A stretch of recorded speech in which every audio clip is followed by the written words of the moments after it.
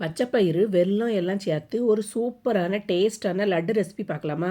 வழக்கமாக தீபாவளிக்கு கடலை மாவு லட்டு செய்து பார்த்துருப்பீங்க. இந்த வருஷம் இந்த பச்சைப்பயிறு லட்டு செய்து ட்ரை பண்ணி பாருங்கள். டேஸ்ட் அட்டகாசமாக இருக்கும். அடுப்பில் ஒரு பேன் வச்சுருக்கேன். அதில் மெஷரிங் கப்புக்கு 1/2 கப் பச்சைப்பயிறு எடுத்திருக்கேன். இதை சிறுபயிறுன்னு சொல்லுவாங்க.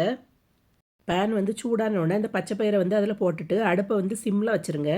பருப்பை நல்லா வறுத்து விடணும்.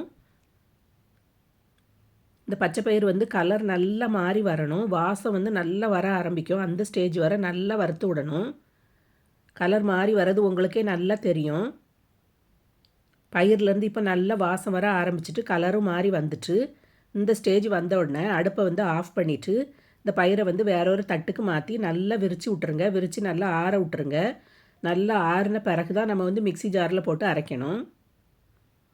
இந்த பயிர் ஆறிட்டு இருக்க டைமில் அடுப்பில் ஒரு பேன் வச்சுருக்கேன். அதில் மெஷரிங் கப்புக்கு 3/4 கப் வெள்ளைப்பொடி சேர்த்துருக்கேன். நீங்கள் இனிப்பு கம்மியாக சேர்ப்பீங்கன்னா 2 டேபிள் ஸ்பூன் வெள்ளைப்பொடி கம்மியாக சேர்த்துக்கோங்க. இது கூட 1/4 கப் தண்ணி சேர்த்துருக்கேன். தண்ணி சேர்த்துட்டு இந்த வெள்ளைப்பொடி நல்லா மிக்ஸ் பண்ணி விடுங்க. வெள்ளைப்பொடி தண்ணியில் நல்லா கரைஞ்சிட்டு அந்த தண்ணி நல்லா கொதித்து வர ஆரம்பிக்கும். இந்த மாதிரி வெள்ளை தண்ணி கொதித்து வர ஆரம்பிக்கும் போது அடுப்பை ஆஃப் பண்ணிவிட்டு இந்த தண்ணியை நல்லா வடிகட்டி தனியாக எடுத்து வச்சுக்கோங்க. இதில் நிறைய அழுக்கெலாம் இருக்கும். அதனால் வடிகட்டி எடுக்கணும்.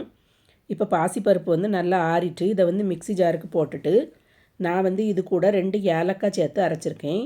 உங்கள்கிட்ட ஏலக்காய் பொடி இருந்துச்சுன்னா நீங்கள் லட்டு பிடிக்கும் போது ஏலக்காய் பொடி போட்டுக்கோங்க. ஏலக்காய் பொடி இல்லைன்னா சிறுபயிறு அரைக்கும் போதே அதில் 2 ஏலக்காய் போட்டு அரைச்சி எடுத்துக்கோங்க. பாசிப்பயிறு அரைக்கும் போது ரொம்ப பட்டு போலையும் அரைக்கக்கூடாது, ரொம்ப நரன்னு அரைக்கக்கூடாது. லைட்டாக நரன்னு இருக்கிறது மாதிரி அரைக்கணும். இந்த மாதிரி பக்குவத்தில் அரைச்சி எடுத்து வச்சுக்கோங்க. இதை தனியாக ஒரு பாத்திரத்தில் மாற்றி வச்சுக்கோங்க. அடுப்பில் ஒரு பேன் வச்சுருக்கேன். அதில் 2 டேபிள் ஸ்பூன் நெய் ஊற்றிருக்கேன். நெய் நல்லா சூடாகி வந்த உடனே கொஞ்சம் முந்திரி பருப்பு போட்டிருக்கேன். உங்களுக்கு எந்த நட்ஸ் வேணுமோ அது போட்டுக்கோங்க. பாதாம் பருப்பு வேணும்னா அதை நீளமாக கட் பண்ணி சேர்த்துக்கோங்க. இல்லைனாக்கி பூசணி விதை உங்களுக்கு எது வேணுமோ அது சேர்த்துக்கோங்க.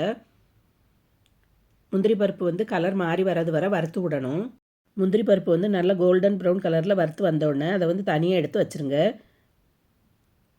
இப்போ அதே நெய்யில் ஏற்கனவே அரைச்சி வச்சுருக்க பாசிப்பயிரை அதில் போட போகிறோம்.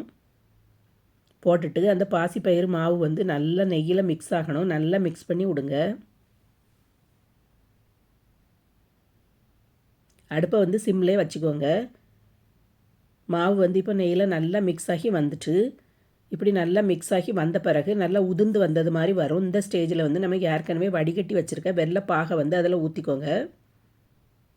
வெள்ளைப்பாகு ஊற்றினோன்னா ரொம்ப தண்ணியாக இருந்தது மாதிரி தான் இருக்கும். நீங்கள் கிளறி விட்டுக்கிட்டே வந்தீங்கன்னா ரொம்ப சீக்கிரமே அது கெட்டியாகி வந்துடும்.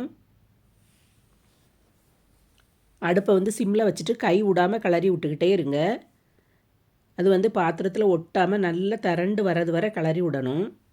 இப்போ பாருங்கள், முதல்ல இருந்ததுக்கு கொஞ்சம் திக்காகி வர ஆரம்பிச்சிட்டு ரொம்ப சீக்கிரமே திக்காகி வந்துடும். இது பண்ணுறது ரொம்ப டைமே ஆகாது. ரொம்ப ஈஸியாக பண்ணிடலாம். இப்போ பாத்திரத்தில் ஒட்டாமல் வர ஆரம்பிச்சிட்டு இன்னும் கொஞ்சம் நேரம் கிளறி விடுங்க. அந்த வெள்ளைப்பாகுல தண்ணி எல்லாம் நல்லா வற்றி நல்லா திரண்டு வரணும். எல்லா மாவும் இப்படி இதே மாதிரி ஒரே இடத்துல இப்படி திரண்டு வரும்போது அடுப்பை ஆஃப் பண்ணிடுங்க. ஆஃப் பண்ணிவிட்டு இதை வேற ஒரு பாத்திரத்துக்கு மாற்றிடுங்க. இது ஆறின பிறகு இன்னும் கொஞ்சம் கெட்டியாகும். அடுப்பை ஆஃப் பண்ணிவிட்டு வேற ஒரு பாத்திரத்துக்கு மாற்றிட்டேன். இது கொஞ்சம் நேரம் ஆற விடணும். அப்போ தான் நம்மளுக்கு லட்டு பிடிக்க முடியும். ஆறின பிறகு நான் உங்களுக்கு எப்படி இருக்கும்னு காட்டுறேன். நம்ம எடுத்ததோடு இப்போ பாருங்கள் நல்லா கெட்டி ஆயிடுச்சு. உங்களுக்கு எந்த சைஸில் லட்டு வேணுமோ அந்த சைஸில் எடுத்து லட்டு பிடிச்சிக்கோங்க. ஒவ்வொரு லட்லையும் ஒவ்வொரு நட்ஸ் வச்சு பிடிச்சிக்கோங்க. உங்களுக்கு எந்த நட்ஸ் பிடிக்குமோ அதை வச்சு பிடிச்சிக்கோங்க. அப்படி இல்லைனா பொடி பொடியாக நல்லா வெட்டி போட்டு அந்த மாவில் போட்டு லட்டு பிடிச்சாலும் ஓகே தான். எப்படி வேணுமோ உங்களுக்கு அதே மாதிரி பிடிச்சி வச்சுக்கோங்க. இது நல்ல ஹெல்த்தியும் கூட. டேஸ்ட் ரொம்ப சூப்பராக இருக்கும். பண்ணுறது ரொம்ப ஈஸி தான். யார் வேணாலும் ஈஸியாக பண்ணிடலாம். இந்த ரெசிபி கண்டிப்பாக ட்ரை பண்ணி பாருங்கள். இந்த வீடியோ உங்களுக்கு பிடிச்சிருந்தா லைக் பட்டனை தட்டி விட்டுட்டு சேனலை சப்ஸ்கிரைப் பண்ணிடுங்க ஃப்ரெண்ட்ஸ்.